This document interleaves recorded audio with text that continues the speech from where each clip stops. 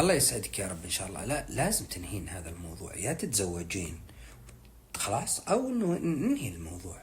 خلاص قولي له لا انا ما اقدر، وطلعي نفسك من هذا المكان. يا اذا قدرتي تغيرين قسمك او شغلك او عادي اي شيء، اذا تقدم لك احد، لانه هو جلسته الحين معك وانت تكلمينه احيانا وانت ما تكلمينه احيانا، هذا يسبب مشكله. فانت يا اما تتزوجين رسمي وخلاص قولي له حياك الله، او مع السلامه. ما اشوف انه في فرق كبير.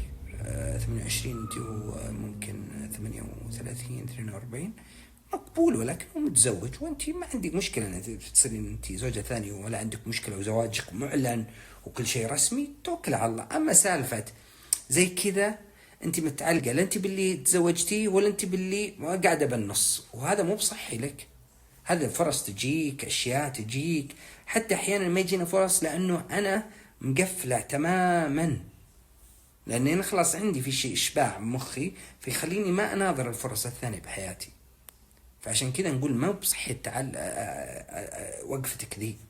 خلاص يا اقبل بالزواج، يقول له لا والله معليش ورجاء، وخلاص عاد تكلمين ولا يصير بينكم سواليف وضحك وعلاقه واشياء. خلاص وقفي هذا الكلام، يا تزوجي يا انهي العلاقه هذه تماما لصالحك وصالحه وصالح زوجته. بس لما القعده كذا بالنص ما هي تضرك وتضر بنت الناس، فمو بصحي هذا الكلام. طيب الله يوفقك يا رب ان شاء الله.